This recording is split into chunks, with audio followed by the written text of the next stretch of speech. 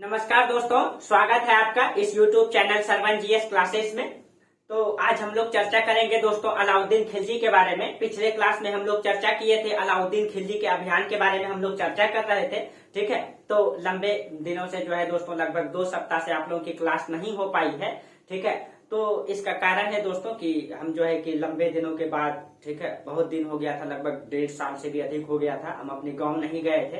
ठीक है, तो गांव घूमने चले गए थे, इसी कारण से आप लोगों की क्लास नहीं हो पा रही थी। ठीक है, लेकिन गांव जाने के बाद दोस्तों जब लंबे दिनों के बाद गांव गए तो आज भी कहीं कहीं गांव की बहुत सारी समस्याओं से अवगत हुए दोस्तों। और मतलब हम भी अपने शेयर किए अपने दोस्तों के साथ, अपने साथियों के साथ, और गांव की बहुत सारी समस्या से अवगत हुए। मुझे लगा दोस्तों कि ये जो डिजिटल युग आ चुकी है, ये जो मोबाइल आ गया है, यूट्यूब आ गया है, यूट्यूब पर जो क्लास आ गया है, इन सभी मतलब यूट्यूब से, इन लाइव क्लास से, इन डिजिटल सिस्टम से गांव का बच्चा बच्चा वाकिफ है। और जो है चाहे दिल्ली से क्लास हो, चाहे पटना से हो, चाहे भागलपुर से हो, कहीं का भी क्लास है वो लोग कर पा रहे हैं और सभी सिस्टम को समझ पा रहे हैं। लेकिन ऐसा बिल्कुल भी नहीं है दोस्तों। आज भी गांव में जो है वही समस्या है, जानकारी का अभाव। हम अपने कई सारे साथियों से उनका अनुभव को लिए, आज भी वो पुराने तरीके से तैयारी कर रहे हैं और कहीं के मोबाइल का अधिकतर दुरुपयोग ही हो रहा है, उनका वो लोग उपयोग नहीं कर पा रहे हैं। तो उन सभी को वहां पे भी हम अपना कुछ अनुभव साथियों के साथ शेयर किए, साथी के साथ 2-4 दिन पढ़ाई किए आपस में मिल करके, और उन लोगों को भी बताए कैसे कैसे क्या क्या करना है। तो मुझे लगा कि जो यूट्यूब आ गया है, जो डिजिटल सिस्टम आ गया है, इनसे उन लोगों की तैयारी बेहतर हो रही है, इनका वो लोग लाभ उठा रहे हैं। लेकिन ऐसा बिल्कुल भी नहीं है दोस्तों। गांव का हालत आज भी वही का वही है, बस परिस्थितियां कुछ चेंज हो गई है, सिस्टम कुछ चेंज हो गया है, लेकिन परिस्थिति वही है। आज भी तैयारी का वो लोग जानकारी के अभाव में आज भी भटक रहे हैं कि सिविल सेवा की तैयारी कैसे करनी है। यहां तक कि सिलेबस का अभाव है, सिविल सेवा की तैयारी कैसे करनी है, किसी भी कॉम्पिटिटिव एग्जाम की तैयारी कैसे करनी है। ठीक है, तो इसलिए दोस्तों कभी कभी गांव जाना भी जरूरी होता है। कितना भी आप शहर में रह लीजिए दोस्तों, लेकिन दिल से जो गांव का नाता होता है वो कुछ अलग ही होता है ना। और वहां की समस्याओं से अवगत हुए, वहां के अपने साथियों को, सभी साथियों को बुला करके उन लोगों को सारा सिलेबस बताए, उन लोगों को एक रास्ता भी दिखाए। ठीक है, उन लोगों का भी कुछ अनुभव हम लिए, उन गांव से भी बहुत सारी चीजें सीखे। तो कहीं कहीं गांव से जो नाता है, जो रिश्ता है, वो कभी खत्म नहीं होता है। इसलिए आप लोगों की क्लास नहीं हो पा रही थी, तो आप लोग चिंता बिल्कुल भी नहीं करें। ठीक है, आप लोग की क्लास कंटिन्यू चलती रहेगी। और लग रहा होगा आप लोग की सर क्लास देंगे कि नहीं, बिल्कुल भी नहीं ऐसा होगा दोस्तों। आप लोगों को पूरा फ्री क्लास मिलेगा। आप लोग ये चिंता नहीं करें कि सर फ्री में पढ़ाते हैं तो क्लास नहीं देते हैं, ये ऐसा नहीं है। ठीक है, आप लोगों का क्लास कंटिन्यू रहेगा, बस कभी कभी कोई काम पड़ जाता है या आप लोग समझ रहे हैं, नहीं तो क्लास आप लोगों का कंटिन्यू चलता रहेगा। चलिए, तो हम लोग अलाउद्दीन खिलजी के बारे में पढ़ रहे थे और अलाउद्दीन खिलजी का अभियान को हम लोग पढ़े थे। जिस समय अलाउद्दीन खिलजी का शासन था दोस्तों दिल्ली में, तो उस समय कौन सा राज्य कहाँ था, थोड़ा सा उनको देख लें। ठीक है, ये आपका नर्मदा नदी है। ठीक है, नर्मदा नदी का क्षेत्र के ऊपर ये वाला आपका मालवा का क्षेत्र, ये मालवा है। देखिए, और देखिए ये आपका चंबल नदी। ठीक है, चंबल नदी, और उसी के किनारे बसा हुआ था चित्तौड़ और रणथंभौर न, चित्तौड़ और रणथंभौर, यहाँ पे 2 राज्य बसा हुआ था। उसके बाद इसके जस्ट नीचे में यहाँ पे आपका देवगिरी राज्य था, यहाँ पे आपका देवगिरी और देवगिरी। ठीक है, और देवगिरी के नीचे में ये आपका गोदावरी नदी है, गोदावरी नदी के नीचे में यहाँ पे दक्षिण में बसा हुआ था, यहाँ पे वारंगल, ये आंध्र प्रदेश में पड़ता था, वर्तमान का आंध्र प्रदेश में वारंगल पड़ेगा आपका। ठीक है, और यहाँ पे आपका होयसल राज्य था, यहाँ पे होयसल, और सबसे दक्षिण में ये वाला जो हिस्सा है यहाँ पे पांड्य राज्य था। तो इसको भी यहाँ लिख देते हैं। देखिए थोड़ा सा होयसल को ऊपर में लिखते हैं, यहाँ पे आपका होयसल राज्य है, और होयसल के नीचे में यहाँ पे पांड्य राज्य है, पांड्य। और पांड्य राज्य में 2 भाई शासन कर रहे थे, दोनों भाई मिल करके शासन कर रहे थे। एक का नाम था वीर पांड्य और एक का नाम था सुंदर पांड्य। ये दोनों मिलकर शासन कर रहे थे यहाँ पे इस समय। ठीक है, ये कुछ स्थिति थी। और ये आपका मालवा है, ये आपका मालवा है। और हम लोग जो है अभियान के बारे में चर्चा कर लिए थे, और यहाँ पे आपका सिवाना का किला, जिसको जीता था सिवाना का किला, इसी के नीचे में जालोर का किला, जालोर का किला था ना, इन दोनों को भी जीता था अलाउद्दीन खिलजी ने ना। चलिए, तो पिछले क्लास में हम लोग चर्चा किए थे कि अलाउद्दीन खिलजी ने किस प्रकार से सैन्य अभियान को चलाया, सैन्य अभियान चलाने का क्या उद्देश्य था। इस क्लास को देखने से पहले आप लोग पिछले वाला क्लास जरूर देख लेंगे, ठीक है। तो सबसे पहले हम लोग चर्चा किए थे अलाउद्दीन खिलजी ने, हाँ यहाँ पे आपका गुजरात है, ये आपका गुजरात है, गुजरात ने, और गुजरात का शासक था कर्णदेव। यहाँ पे उसने अभियान चलाया था 1299 में, 1299 में। उसके बाद इसने अभी दूसरा अभियान चलाया 1301 में, 1301 में उसने जो है अभियान चलाया था न रणथंभौर में, रणथंभौर में 1301 में अभियान चलाया। 1303 में वो चित्तौड़ को जीता। इन सब के बारे में पिछले क्लास में चर्चा कर दिए हैं, पिछले क्लास में चर्चा कर दिए हैं कि रणथंभौर को उसने जीता न, यहाँ पे अभियान चलाया था उसने 1301 में। गुजरात को उसने जीता 1299 में, ये उनका पहला अभियान था, पहला अभियान था, सब चर्चा कर चुके हैं। उसके बाद ये वाला पड़ता है आपका चित्तौड़, चित्तौड़ को उसने 1303 में यहाँ अभियान चलाया था, ठीक है, 1303 में अभियान चलाया था। उसके बाद उसने मालवा का मांडू क्षेत्र में 1305 में अभियान चलाया न, उसके बाद 1305 में, उसके बाद उसने जो है उसके बाद सिवाना का किला, जालोर का किला, इन सभी को उसने 1309, 1304-5 के आस में सभी को जीता। पिछले क्लास में इन अभियान के बारे में चर्चा किए थे दोस्तों। और आज हम लोग पढ़ेंगे कि उस समय हम लोग मंगोल आक्रमण के बारे में भी चर्चा किए थे। कहा जाता है कि अलाउद्दीन खिलजी के समय भी, अलाउद्दीन खिलजी के समय भी जो है मंगोल का बहुत ही भयानक आक्रमण हुआ था, ठीक है। कहा जाता है कि जो गुजरात से, जालोर से, सिवाना का किला, मालवा से, इन सभी क्षेत्रों को जीत करके उसने दिल्ली को बहुत ही समृद्ध बनाने के लिए सोच रहा था, ठीक है। और कहा जाता है कि इधर से बार बार मंगोल का आक्रमण हो रहा था। हम लोग जानते हैं कि मंगोलिया जो है चीन के जस्ट उत्तर में एक यहाँ पे कंट्री है मंगोलिया न, और मंगोलिया, वहीं से मंगोल आते थे, वहीं का था चंगेज खान। और इसके समय में जो मंगोल का आक्रमण हुआ, ठीक है, मंगोल का आक्रमण हुआ, बहुत ही भयानक आक्रमण था। कहा जाता है कि 1299 में मंगोल का आक्रमण हुआ था और जल्द ही, लेकिन इस बार जो 1299 में जो मंगोल आक्रमण किया इसके समय में, उस समय जल्द ही लूट पूट करके वो भाग गए, बहुत ज्यादा नहीं हुआ। और कहा जाता है कि मंगोल के आक्रमण के डर से अलाउद्दीन खिलजी कभी भी दिल्ली छोड़ के कहीं नहीं गया दोस्तों, दिल्ली छोड़ के कहीं नहीं गया। उनका जो 4 खान था, जो मतलब कि अलाउद्दीन खिलजी का जो 4 सरदार था, उलूग खान, अल्प खान, नुसरत खान और जफर खान, और एक था जिसको 1000 दिनारी कहते हैं उस मलिक काफूर, वो पांचों को उसने अभियान पे भेजा। और वो हमेशा दिल्ली में रहा करता था, क्यों? क्योंकि दिल्ली को कितना भी समृद्ध बना देता था और इधर से मंगोल आता था और दिल्ली को ध्वस्त करके चल जाता था लूट करके। और इस डर से अलाउद्दीन खिलजी कभी भी दिल्ली छोड़ के नहीं गया। लेकिन कहा जाता है कि अलाउद्दीन खिलजी क्या किया, उसने अपने 4 सरदार को जो है दक्षिण अभियान में भेज दिया। और अलाउद्दीन खिलजी सोचा हम दिल्ली में क्या बैठे रहेंगे, उसने जो है दिल्ली से बगल में पड़ता है आपका चित्तौड़, चित्तौड़ का किला को जीतने के लिए 1303 में वो अभियान चलाए, ठीक है, 1303 में वो अभियान, अभी तक वो दिल्ली छोड़ के कहीं नहीं जा रहे थे। लेकिन कहा जाता है अलाउद्दीन खिलजी जो है 1303 में जब रणथंभौर जीतने के लिए गया और चित्तौड़ को जीतने के लिए गया, ठीक है, तो उसी समय मंगोल का आक्रमण हुआ। और उस समय मंगोल का नेता था कुतलग खान, ठीक है। तो 1303 में जब मंगोल का आक्रमण हुआ, इस समय मंगोल का राजा था कुतलग खान, कुतलग खान, इसी के नेतृत्व में जो है मंगोल का आक्रमण हुआ दिल्ली पर। और कहा जाता है कि उस समय अलाउद्दीन खिलजी दिल्ली को छोड़ के चित्तौड़ और रणथंभौर जीतने आया था दोस्तों। याद कीजिए, वही चित्तौड़ जहाँ की रानी पद्मावती हुआ करती थी। सिर्फ और सिर्फ अलाउद्दीन खिलजी रानी पद्मावती को देखने के लिए उस पर आक्रमण किया था। कहा जाता है कि उस समय जितने भी राजा थे भारत में, उन सभी में रानी पद्मावती सबसे सुंदर हुआ करती थी। और उसके बारे में अलाउद्दीन खिलजी को भनक लगा था। बस उसको देखने की चाहत में जो है, कहा जाता है चित्तौड़ को देखने मतलब कि अभियान चलाने गया था। और चित्तौड़ को लगभग 6 महीना तक घेर करके घेरा डाल के रखा था, 6 महीना तक।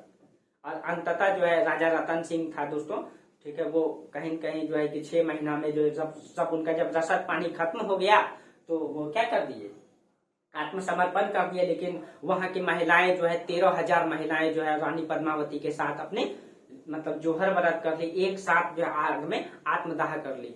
तो जिस समय अलाउद्दीन खिलजी चित्तौड़ और रणथंभौर अभियान में आए थे दोस्तों, उसी समय मंगोल का आक्रमण उधर दिल्ली पर हुआ और उस समय अलाउद्दीन खिलजी चित्तौड़ अभियान में था। और इस समय कहा जाता है कुतुब खां के नेतृत्व में दिल्ली पर जब आक्रमण हुआ दोस्तों, तो आक्रमण इतना भयानक था कहा जाता है कि पूरा दिल्ली को कुतुब खां ने नष्ट कर दिया और सारी संपत्ति को लूट करके वापस चला गया। ठीक है, और कहा जाता है कि जब उधर से मंगोल का आक्रमण हुआ दिल्ली पर, तो उस समय ये भनक लगा अलाउद्दीन खिलजी को कि दिल्ली पर जो है कुतुब खां के नेतृत्व में मतलब मंगोल का आक्रमण हुआ है। तो कहा जाता है कि अलाउद्दीन खिलजी भागे भागे दिल्ली की ओर गया, लेकिन आक्रमण इतना भयानक था दोस्तों कि उस भयावह स्थिति को देख करके अलाउद्दीन खिलजी दोस्तों दिल्ली की सीमा के बाहर ही रह गया। वो दिल्ली में प्रवेश नहीं किया, डर से प्रवेश नहीं किया, इतना भयानक आक्रमण था। उसके नजर के सामने पूरी दिल्ली को लूटा, पूरी दिल्ली को ध्वस्त कर दिया गया। लेकिन अलाउद्दीन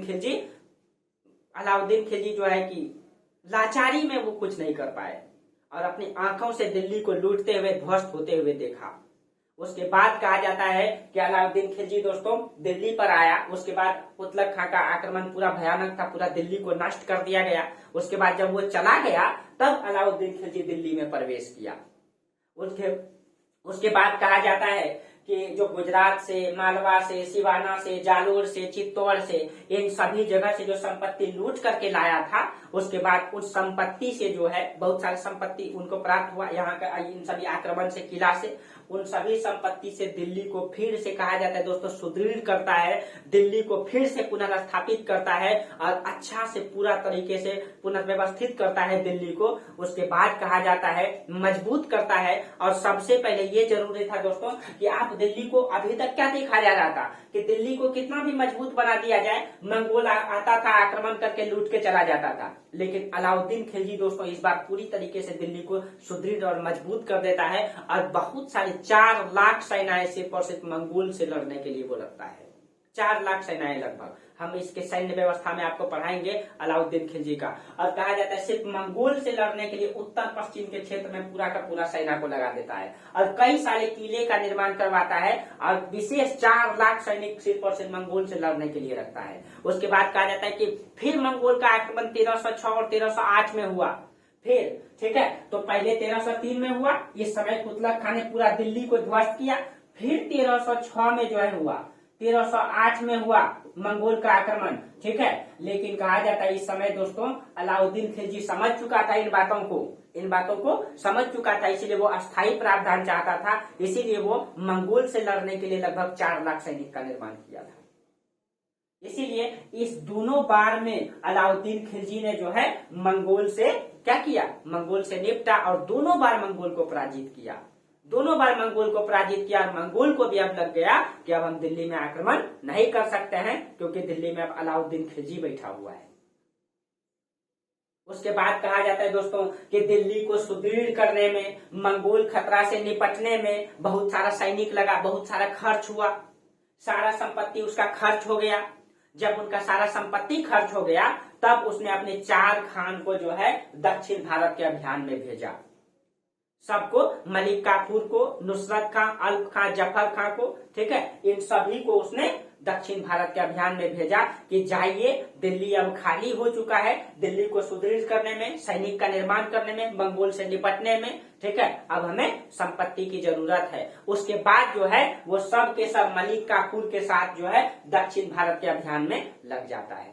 तो चलिए अब हम लोग दक्षिण भारत के अभियान को देखते हैं दोस्तों कि दक्षिण भारत के अभियान से अलाउद्दीन खिलजी ने जो संपत्ति ग्रहण किया दोस्तों, कहा जाता है खिलजी वंश के बाद तुगलक वंश ने भी इसको खाया।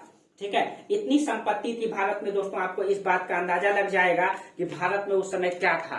पिछले हम लोग दोस्तों प्राचीन काल में पढ़े थे कुषाण वंश के समय किस प्रकार से भारत में सोना आयात होता था। जब यूरोप से जब व्यापार होता था उस समय भुगतान संतुलन भारत की ओर झुका हुआ था। यूरोप में हम लोग मखमल भेजते थे दोस्तों, यूरोप की महिलाएं अगर रुमाल भी उपयोग करती थी वो भारत का बना हुआ मखमल का होता था। हम लोग मसाला आयात करते थे और बदले में हम लोगों को सोना और चांदी प्राप्त होता था और भारत में बहुत सारे सोना और चांदी थी। वो सभी अभी मतलब कि भरा हुआ था दोस्तों, और इस समय वो सोना और चांदी दिखाई देगा किस प्रकार से। तो कहा जाता है कि दक्कन और दक्षिण भारत में किस प्रकार से अभियान चलाता है, इन सभी चीजों को हम लोग देखेंगे। तो अलाउद्दीन खिलजी जो है मंगोल से निपटने के बाद दक्षिण भारत की ओर अपनी जो है प्रसारवादी नीति अपनाता है। ठीक है, उसने जो है बागियों से निपटने यानी कि विद्रोहियों से निपटने में, दिल्ली सल्तनत को सुदृढ़ करने में और मंगोल आक्रमण से दिल्ली सल्तनत को सुरक्षित करने में उसका सारा खजाना क्या हो गया था, खत्म हो गया था। इसलिए उसके पास एक ही रास्ता था कि वो दक्षिण भारत को लूटने का अभियान चलाए। देखिए दोस्तों, भारत में हम लोग देखे थे कि प्राचीन काल में भी पूरे भारत में शासन किया गया, और जितने भी राजा आए उसने पूरे उत्तर भारत को प्रत्यक्ष रूप से कंट्रोल में किया और पूरे दक्षिण भारत को अप्रत्यक्ष रूप से कंट्रोल किया। और कहीं कहीं अलाउद्दीन खिलजी भी इतिहास से सीखा था, ये भी वही नीति को अपनाया। लेकिन एमबीटी दोस्तों यही गलती कर बैठेगा जो हम लोग आगे पढ़ेंगे। ठीक है, तो उसके बाद कहा जाता है कि जब दक्षिण ने प्रसारवादी नीति अपनाया तो सबसे पहले दक्षिण जाएगा तो कौन आएगा दोस्तों, देवगिरी आएगा ना, देवगिरी आएगा। और देवगिरी का इस समय राजा था राजा रामचंद्र देव। इस समय देवगिरी का राजा कौन था, राजा रामचंद्र देव, रामचंद्र देव इस समय देवगिरी का राजा था। ठीक है, और कहा जाता है इसको तो पहले जीता था, हम लोग चर्चा किए थे जब अलाउद्दीन खिलजी करामानिकपुर का सूबेदार था, उसी समय देवगिरी को जीता था, जिस समय वो सूबेदार के पोस्ट पे था ना। पिछले क्लास में हम लोग चर्चा किए थे। ये कहा जाता है देवगिरी कर देना, टैक्स देना बंद कर दिया था। ठीक है, बंद कर दिया था, इसलिए 1306-7 में जो है यहाँ पे सैन्य अभियान शुरू किया गया। ठीक है, शुरू किया और इसका दायित्व किसको दिया, तो वजीर मलिक काफूर को सौंपा। ठीक है, तो यहाँ पे रामचंद्र देव पर जो है 1306-7 में यहाँ अभियान चलाया। ठीक है, और यहाँ किसको भेजा, मलिक काफूर को। और वो कहाँ रहा, अलाउद्दीन खिलजी दिल्ली में बैठा रहा, मलिक काफूर को भेजा यहाँ का अभियान चलाने के लिए। राजा रामचंद्र देव यहाँ का शासक था। ठीक है, और मलिक काफूर के साथ 2 सैन्य सरदार को भेजा और सिपा सालार को, उसमें आइन उल मुल्क और अल्प खां को भेजा इनके साथ में। तो इनके मलिक काफूर के साथ जो है आइन उल मुल्क और अल्प खां इसके साथ आया था। ठीक है, और कहा जाता है कि दोस्तों लिख ही देते हैं। ठीक है, तो आइन उल मुल्क और इसके साथ था अल्प खां। ठीक है, ये तीनों दोस्तों कहा जाता है कि पूरी तैयारी के साथ देवगिरी पर आक्रमण करता है। इस प्रकार से तीनों टूट पड़ता है। ठीक है, इस प्रकार से देवगिरी पर तीनों तैयारी के साथ टूट पड़ता है। ठीक है, और उसके बाद रामचंद्र देव के जितने भी परिवार थे सबको बंदी बना लेता है।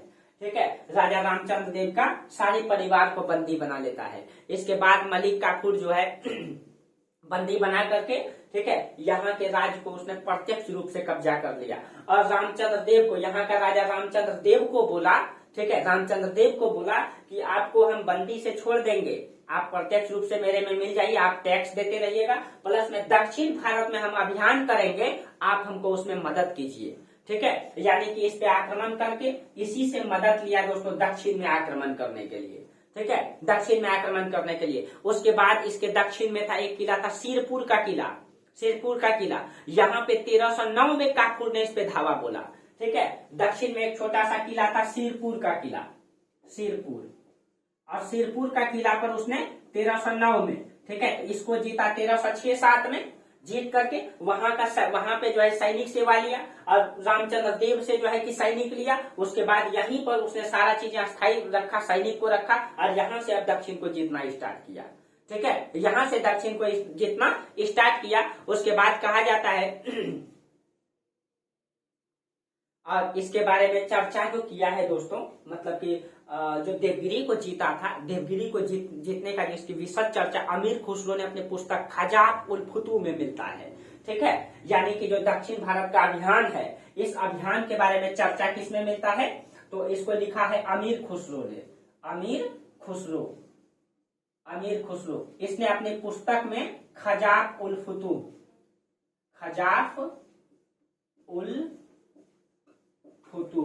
इस पुस्तक में इसने इसकी विशद चर्चा किया है इसके अभियान के बारे में। ठीक है, इस पुस्तक में। उसके बाद कहा जाता है वो सिरपुर को जीतने के लिए गया, तो सिरपुर छोटा सा किला था। ठीक है, जब सिरपुर को जीतने के लिए गया तो यहाँ का हिंदू सरदार था, ये भाग करके चल गया काकतीय वंश के राजा रुद्र प्रताप रुद्रदेव के पास। यहाँ पे वारंगल में यहाँ पे काकतीय वंश था। काकतीय वंश वारंगल में। और यहाँ का राजा था प्रताप रुद्रदेव। देखिए यहाँ का राजा था प्रताप रुद्रदेव। ठीक है, तो कहा जाता है सिरपुर पर जब आक्रमण किया तो सिरपुर का हिंदू सरदार जो है भाग करके वारंगल चल गया काकतीय वंश के राजा के पास। ठीक है, जब वहां चल गया तब मलिक काफूर ने जो है 1310 में जो है काफूर ने वारंगल के किले पर धावा बोला। ठीक है, 1310 में वो वारंगल के किले पर धावा बोला। उसके बाद यहाँ का शासक था रुद्र प्रताप देव। ठीक है, राय रुद्र प्रताप देव। इसने जो है ये समझ चुका था कि जब मलिक काफूर आक्रमण करेगा भयानक तरीके से करेगा और इतना भयानक हो गया कि सारा का किला मेरा क्या हो जाएगा, नष्ट हो जाएगा। उसने अपने किले की बर्बादी के डर से उसने आत्मसमर्पण कर दिया, क्योंकि उसने देवगिरी का आक्रमण को देखा था और आत्मसमर्पण कर दिया और अपने आय का एक हिस्सा वार्षिक देने का वादा किया। और कहा जाता है कि यहाँ के विजय से ठीक है अपार धन मतलब हाथ लगा था मलिक काफूर को। कहा जाता है कि जब वारंगल को उसने जीता, ठीक है, तो वारंगल को बहुत सारा धन मिला था दोस्तों। कहा जाता है कि 20,000 हाथी घोड़ा का फौज, अपार स्वर्ण भंडार और हीरे जवाहरात हाथ लगा था। ठीक है, हीरे जवाहरात कहा जाता है 20,000 हाथी घोड़ा का फौज दोस्तों, और मतलब अपार स्वर्ण भंडार, सोने का भंडार, और मतलब कि हीरे जवाहरात भी हाथ लगा। ठीक है, और उसको कहा जाता है कि मलिक काफूर ने उस सारी संपत्ति को हजारों ऊंट पर दोस्तों, कहा जाता है हजारों ऊंट पर लाद करके मलिक काफूर दिल्ली भेजता है। सोचिए कितना सोना चांदी हीरा जवाहरात प्राप्त हुआ था दोस्तों, उसको हजारों ऊंट पर लाद करके दिल्ली भेजता है। ठीक है, और यहीं से मलिक काफूर को वारंगल के किले से ही, ठीक है, यहीं पे पहली बार वही कोहिनूर हीरा प्राप्त हुआ था दोस्तों, जो वर्तमान में महारानी विक्टोरिया के ताज में लगा हुआ है। यहीं पे वारंगल वंश के ही राजा ने निकाला था। यहीं पे ये आंध्र प्रदेश में पड़ता है, और आंध्र प्रदेश में एक गोलकुंडा का खान है। उसी गोलकुंडा का खान से जो है कोहिनूर हीरा को निकाला गया था। और वो कोहिनूर हीरा के बारे में कहा जाता है कि जिस समय कोहिनूर हीरा निकाला गया था उसकी कीमत उस समय कितना था, पूरी दुनिया में एक दिन में जितना व्यय होता है उसका आधा कीमत था उस समय कोहिनूर हीरा का, एक दिन का कीमत का आधा उस समय। और यही वारंगल में काकतीय वंश के राजा जो है गोलकुंडा के खान से निकाला था। और इस समय जब मलिक काफूर आक्रमण किया तो मलिक काफूर को जो है वही कोहिनूर हीरा प्राप्त हुआ था, और मलिक काफूर ने उसको अलाउद्दीन खिलजी को दे दिया था। और यही अलाउद्दीन खिलजी के बाद जो है मुगल में जाएंगे, मुगल के बाद लास्ट में अंग्रेज के पास चल जाएगा राजा दिलीप सिंह के बाद, और आपको इसका इतिहास को बताएंगे। ठीक है, वो हीरा मतलब कि दोस्तों हीरा, और उसके बाद इतनी संपत्ति हाथ लगी थी, ठीक है, कि उसको हजारों ऊंट में लाद करके सोना और चांदी दिल्ली भेजा था। आप सोच सकते हैं कितनी सोना और चांदी था भारत में, एक किला को उसने जीता था। तो ठीक है, उसके बाद काफूर जो है मतलब कि लाद करके उसको दिल्ली के सुल्तान के चरण में भेंट चढ़ा देता है। और फिर वो मतलब कि वापस आता है, फिर मलिक काफूर वापस आया। ठीक है, उसके बाद 1311 में काफूर के नेतृत्व में फिर दक्षिण में अभियान चलाया। ठीक है, तो इसको जो है 1309 में सिरपुर, ठीक है, 1309 में सिरपुर और 1310 में उसने वारंगल पे आक्रमण किया था। तो सिरपुर के बाद 1310 में इसने वारंगल, ठीक है, वारंगल, और वारंगल जीत करके जब ये उत्तर भारत चल गया, फिर से वो मलिक काफूर के आदेश से फिर वो दक्षिण में अभियान चलाया। ठीक है, मलिक काफूर के आदेश से फिर वो दक्षिण में अभियान चलाया। उसके बाद ये वारंगल के बाद कहाँ जाएगा, होयसल राज्य, उसने होयसल राज्य को भी जीता। तो होयसल राज्य इस समय यहाँ का शासक था वल्लाल देव। यहाँ होयसल का राजा इस समय था वल्लाल देव, यहाँ का राजा इस समय था। ठीक है, इसको मिटा देते हैं।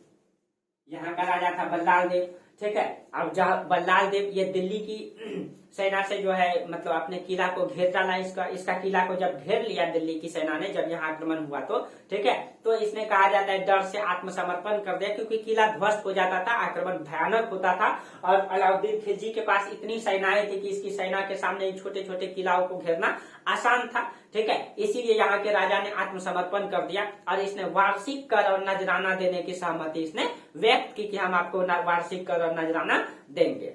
ठीक है, और काफूर को जो है इसके बाद काफूर और दक्षिण की ओर बढ़ा और दक्षिण में देखा कि यहाँ पे कौन सा वंश है, पांड्य वंश। पांड्य वंश में कहा जाता है दोस्तों दो भाई सुंदर पांड्य और वीर पांड्य, ये दोनों मिलकर शासन कर रहा था। लेकिन दोस्तों ये दोनों भाई आपस में मतलब कि साम्राज्य को बांट लिया था।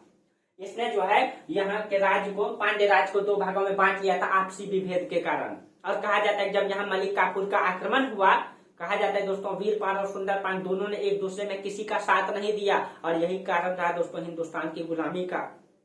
जब विदेशी आक्रमण कर रहे थे तो हम आपसी संघर्ष में भिड़े हुए थे और कहीं कहीं यही कमी थी हिंदुस्तान में ना, जिसके कारण से हिंदुस्तान गुलाम हुआ। ठीक है, तो कहा जाता है कि जब यहाँ मलिक काफूर आक्रमण करता है तो वीर पांड्य और सुंदर पांड्य दोनों में एक दूसरे का कोई साथ नहीं देता है दोस्तों। और कहा जाता है यहाँ तक दोनों में किसी ने एक दूसरे के साथ नहीं दिया और सुंदर पांड्य ने अपनी राजधानी को छोड़ के भाग गया, राजधानी को छोड़ के भाग गया। और जब राजधानी छोड़ के भाग गया, मदुरा उस समय राजधानी हुआ करती थी, ठीक है, तो आसानी से जो है मलिक काफूर ने इसकी मदुरै पर जो है आक्रमण कर लिया और कब्जा कर लिया। और जब मदुरै पर इसने आक्रमण किया था उसके बाद इसको अपार संपत्ति यहाँ से भी प्राप्त हुआ था दोस्तों। ठीक है, कहा जाता है अमीर खुसरो ने खुद लिखा है, अमीर खुसरो ने लिखा है, ठीक है, कि पांड्य राज पर जब उसने आक्रमण किया था, पांड्य राज पर, तो यहाँ की आक्रमण से उसको 512 हाथी, 5000 घोड़े और 500 मन सोना और हीरे जवाहरात प्राप्त हुआ था। ठीक है, आप लोग नोट कर लीजिएगा दोस्तों। अमीर खुसरो ने लिखा है जब पांड्य राज में जो है मलिक काफूर ने आक्रमण किया तो वहां से 512 हाथी, 5000 घोड़े और 500 मन सोना और हीरे जवाहरात हाथ लगा था। यहाँ से पांड्य वंश और फिर उसको भेजा दिल्ली, यानी दिल्ली दोस्तों पूरा समृद्ध हो गया।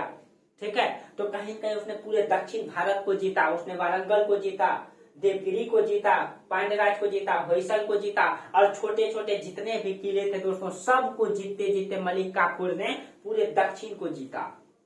और यहाँ से इतनी संपत्ति, अपार संपत्ति प्राप्त हुई, कहा जाता है कि खिलजी वंश के बाद तुगलक वंश ने भी उसको बैठ करके खाया दोस्तों। इतनी संपत्ति थी, सिर्फ और सिर्फ किला लूटने से इतनी संपत्ति प्राप्त हुई। सोचिए भारत में कितना सोना और चांदी था दोस्तों।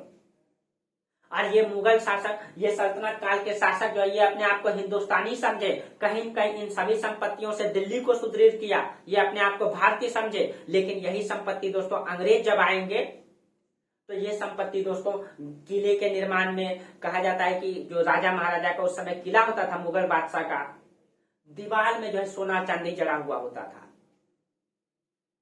दीवार में सोना और चांदी जड़ा हुआ होता था। और ये सब के सब अंग्रेज आएंगे और उनसे मतलब खकोल खकोल के लेकर के चला जाएगा दोस्तों।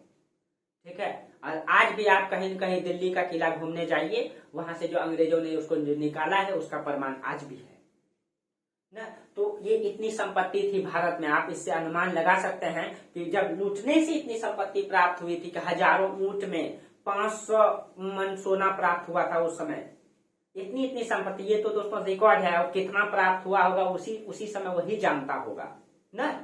तो कहा जाता है, तो आप कहीं कहीं इतिहास उल्टा करके देखिए तो चंद्रगुप्त मौर्य और अशोक के बाद जो है उत्तर भारत के योद्धाओं ने दक्षिण भारत के राज्य को स्थापित करने के लिए जो है, ठीक है, करने नहीं वरन उसकी धन और संपदाओं को लूटने के लिए आक्रमण किया। हमेशा से आप देखिए कि राजधानी से जो क्षेत्र दूर रहा है वो हमेशा विद्रोह करता रहा है, क्योंकि उस समय परिवहन का भी अभाव था, संसाधन का अभाव था न। और जितने के जितने राजा, चाहे आप चंद्रगुप्त मौर्य को देखिए, चाहे अशोक को देखिए या समुद्रगुप्त को देखिए, जितने के जितने राजाओं ने उत्तर भारत के साथ साथ दक्षिण को जीता, कहीं कहीं दक्षिण को जीतने का उद्देश्य उनका लूटना था, वहां से संपत्ति प्राप्त करना था। और यही काम अलाउद्दीन खिलजी ने किया, अलाउद्दीन खिलजी ने किया। ठीक है, और इतिहासकार का कहना है कि दक्षिण के लूट से दिल्ली का खजाना जो है तुगलकों तक सब चलता रहा, इतनी संपत्ति प्राप्त हुआ था। ठीक है, लेकिन कहा जाता है दोस्तों कि दक्षिण कभी भी किसी राज्य के बस में नहीं रहा है, क्योंकि ये राजधानी से जब दूर था, जैसे ही यहाँ से राजा उत्तर आता था तो वो क्या करते थे, विद्रोह कर देते थे। ये हमारा इतिहास का परंपरा चलते रहा है, हम लोग प्राचीन काल में देख चुके हैं। ठीक है, तो कहा जाता है जब वजीर मलिक काफूर जो है दक्षिण से जैसे ही लौटा, दक्षिण से सारा क्षेत्रों को जीत करके जब लौटा उत्तर भारत, ठीक है, तो 1 वर्ष भी नहीं हुआ था, ठीक है, कि 1312 ईस्वी में दक्षिण में जो है मतलब दक्षिण में जो है दिल्ली के खिलाफ बगावत प्रारंभ हो गया। ठीक है, यानी कि 1310, 1311-12 में जीत करके मलिक काफूर पूरे दक्षिण तक उत्तर लौटा। 1312 में उसने जो है कि पांड्य वंश को जीता, उसके बाद उत्तर लौटा, और 1 वर्ष भी नहीं हुआ कि दक्षिण के सभी राजाओं ने जो है विद्रोह करना प्रारंभ कर दिया। देवगिरी के शासक रामचंद्र देव की मृत्यु हो गई थी। यहाँ पे देवगिरी का शासक था रामचंद्र देव, उसकी मृत्यु हो गई और उसके स्थान पे उसका उत्तराधिकारी उसका पुत्र बना था भिल्लन देव। भिल्लन देव ने अपने आप को स्वतंत्र शासक घोषित कर दिया, वार्षिक कर देना बंद कर दिया। ठीक है, तो इसका बाद यहाँ बना था भिल्लन देव। ठीक है, भिल्लन देव ये जब शासक बना तो ये अपने आप को स्वतंत्र शासक घोषित कर दिया और टैक्स देना बंद कर दिया। ठीक है, टैक्स देना बंद कर दिया। उसके बाद जो है बाद में यही वारंगल के राजाओं ने भी यही किया, वारंगल भी टैक्स देना बंद कर दिया। होयसल के राजाओं ने भी यही किया, होयसल राज भी वही किया, टैक्स देना नजराना देना बंद कर दिया। ठीक है, मदुरई के जो है पांड्य राजाओं ने भी वही किया, पांड्य राजाओं ने भी वही किया। ठीक है, तो जब वही किया तो 1313 में कहा जाता है काफूर जो है देवगिरी के अभियान पे निकला। जब सब के सब दक्षिण में विद्रोह कर दिया तो फिर मलिक काफूर सोचा कि सबको दक्षिण में कंट्रोल करने के लिए निकलेंगे। लेकिन मलिक काफूर पहले देवगिरी आना चाह रहा था, तो देवगिरी आना के लिए चाह रहा था, परंतु सुल्तान ने उसको क्या किया, बुला लिया। अलाउद्दीन खिलजी बोला कि अब बहुत संपत्ति आ चुका है, वो अब तुम नहीं जाओ, और उसके बदले में आइन उल मुल्क को यह दायित्व सौंपा। लेकिन दोस्तों योग्यताएं हर व्यक्ति में होती नहीं है। आइन उल मुल्क को जब यह दायित्व दिया, ठीक है, तो आइन उल मुल्क क्या किया, देवगिरी की ओर बिना नियंत्रित किए वापस आ गया। आइन उल मुल्क आया तो देवगिरी, लेकिन उसके पास उतना हिम्मत नहीं था, इसलिए बिना कंट्रोल किए वो दिल्ली वापस चला गया। यानी कि दक्षिण का पूरा राज्य विद्रोही ही रह गया। और उसके बाद इसी परिस्थिति में कहा जाता है कि 1316 ईस्वी में अलाउद्दीन खिलजी की क्या हो गई, मृत्यु हो गई। ठीक है, 1316 ईस्वी में अलाउद्दीन खिलजी की मृत्यु हो गई, अलाउद्दीन खिलजी की मृत्यु हो गई। यानी कि दक्षिण के सब राज विद्रोही ही रह गए और उसी परिस्थिति में अलाउद्दीन खिलजी की मृत्यु हो गई। लेकिन अलाउद्दीन खिलजी दोस्तों मुल्क सुल्तान जरूर था। वह कहता था कि मैंने पाठशाला में एक भी दिन नहीं गुजारा दोस्तों। वो कहता था मैं मदरसा और पाठशाला में तो पढ़ाई नहीं किया हूँ, लेकिन अनुभव की पाठशाला में मैंने बहुत चीजें सीखा है। और अनुभव दोस्तों जिंदगी में बहुत चीजें सिखाती है, अनुभव जिंदगी में बहुत चीजें सिखाती है। ठीक है, लेकिन अलाउद्दीन खिलजी ने कहीं कहीं दोस्तों पूरे दक्षिण को जीता, पूरे उत्तर भारत को प्रत्यक्ष रूप से जीता, और उसके बाद दिल्ली को इस तरीके से सुदृढ़ कर दिया कि मंगोल का आक्रमण का खतरा निपट गया और मंगोल कहीं कहीं भयभीत हो चुका था। तो कहीं कहीं उसने जो है इस तरीके से अलाउद्दीन खिलजी ने जो है 20 वर्ष का शासनकाल में दिल्ली सल्तनत को पूरा सुदृढ़ कर दिया, मंगोल खतरा से सुरक्षित कर दिया, सल्तनत की शक्ति को जो है कि उसने बढ़ा दिया, पूरे भारत को उसने जीता। कहीं कहीं गुप्त वंश के बाद अगर पूरे भारत को किसी ने जीता तो वो एक था अलाउद्दीन खिलजी। इसके बीच में दोस्तों किसी ने भी पूरे भारत को जीतने का प्रयास भी नहीं किया और नहीं जीत पाया, और प्रयास भी किया तो वो जीत नहीं पाया। लेकिन अलाउद्दीन खिलजी दिल्ली सल्तनत का सबसे मुल्क सुल्तान था दोस्तों, उसने पूरे भारत को जीता। ठीक है, तो इस तरीके से एक मिनट दोस्तों,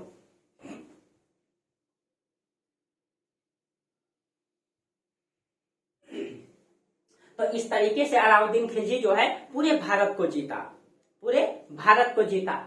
ठीक है, तो आप लोगों को पूरा का पूरा समझ में आ गया होगा। एक बार हम आप लोगों को रिपीट कर दें, थोड़ा सा समझा दें किस प्रकार से अलाउद्दीन खिलजी ने जीता।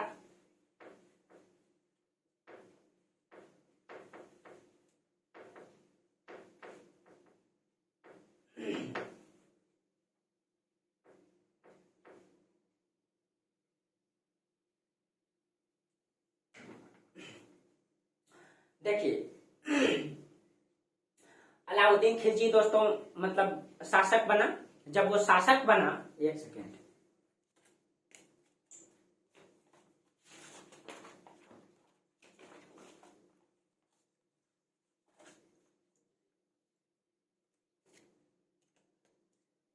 देखिए, अलाउद्दीन खिलजी 1296 में शासक बना और 1316 तक इसने शासन किया, यानी कि टोटल 20 वर्ष शासन किया दोस्तों। लेकिन 20 वर्षों में इसने पूरी दिल्ली को व्यवस्थित कर दिया। मंगोल का आक्रमण कब हुआ?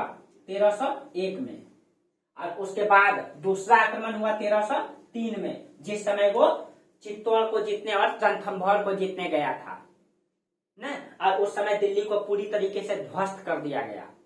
और उसके बाद जो दिल्ली को जो अलाउद्दीन खिलजी ने सुदृढ़ किया, कहीं के उसके बाद मंगोल खतरा से वो निपट लिया। तो देखिए, सबसे पहले अलाउद्दीन खिलजी 1296 में जब उसने शासक बना, अपने चाचा या अपने मतलब के ससुर जलालुद्दीन खिलजी की हत्या करके वो शासन में बैठा। ठीक है, पहले वो करामानीपुर का सूबेदार था।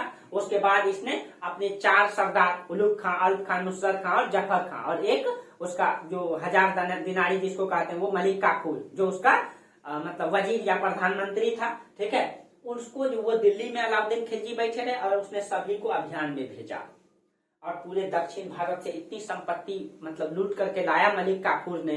तो कहीं कहीं दोस्तों उस 5 सरदारों का योगदान, 4 सरदार और उसका एक वजीर, बहुत बड़ा है अलाउद्दीन खिलजी के जीवन में न, बहुत ज्यादा योगदान है। उसी के योगदान से उसने पूरे दक्षिण को जीता। दक्षिण में सबसे पहले उसने देवगिरी को जीता, उसके बाद वारंगल को जीता, उसके बाद होयसल को, उसके बाद पांड्य राज्यों को जीता, मालवा को भी उसने जीता।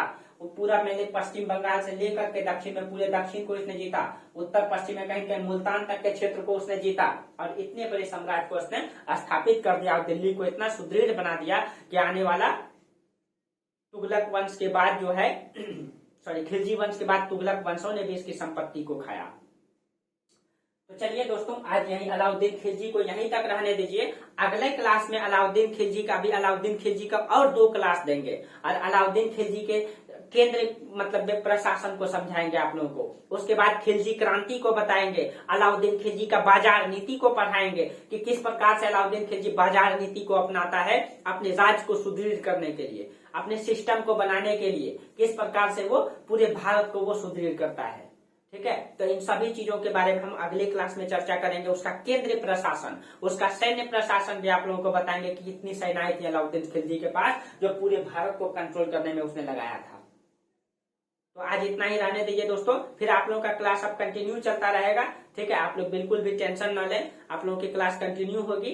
ठीक है, और पूरा फ्री क्लास रहेगा, पूरा हिस्ट्री आप लोगों को पूरा पढ़ाएंगे, फिर ज्योग्राफी भी स्टार्ट करेंगे। पीसीएस लेवल में आपको कहीं भी दिक्कत नहीं होगा। आप लोग क्वेश्चन बनाइए, एक भी क्वेश्चन नहीं छूटेगा, क्वेश्चन बैंक जरूर बनाइए। ठीक है, और एग्जाम के लिए पूरा प्रिपेयर रहिए आप लोग और सिलेबस में ज्यादा ध्यान दीजिए। जब तक सिलेबस कंप्लीट ना हो तब तक आप लोग तैयारी में लगे रहिए, और सिलेबस कंप्लीट हो तब आप एग्जाम दीजिए, पहले एग्जाम मत दीजिए। कहते हैं कि जब लोहा गर्म रहता है उस समय हथौड़ा मारिए तो बहुत ज्यादा काम करता है। ठीक है, और ठंडे लोहा में कितना भी पीटते रहिए कोई असर नहीं होगा। तो आप अपनी तैयारी को पूरी तरीके से मजबूत बना लीजिए, सारा सिलेबस को कंप्लीट कर लीजिए, उसके बाद एग्जाम में बैठिए और पीटी निकल जाएगा तो आपका हौसला बढ़ जाएगा। उसके बाद आप मेंस के लिए लगभग आप मेरा नोट्स बनाते बनाते इतना आपके मतलब तैयारी हो जाएगी कि आपको मेंस लिखने में दिक्कत नहीं होगा। ठीक है, चलिए तो आज यहीं तक रहने दीजिए, फिर हम लोग अगली क्लास में चर्चा करेंगे। ठीक है, और आप लोगों को क्लास अगर अच्छा लगता है दोस्तों तो आप लोग लाइक कीजिए। ठीक है, सब्सक्राइब कीजिए, चैनल को शेयर भी कीजिए, सभी दोस्तों को बताइए। ठीक है, और कहीं भी क्वालिटी में या फिर थोड़ा सा क्वालिटी में तो दिक्कत आता होगा दोस्तों, लेकिन तरीका आप लोगों को अगर अच्छा लगता है तो आप लोग कमेंट करके जरूर बताइए। ठीक है, चलिए तो फिर हम लोग अगली क्लास में चर्चा करेंगे, तब तक यहीं तक रहने दीजिए आज। ठीक है, तब तक के लिए आप लोगों को बहुत बहुत धन्यवाद। Thank you.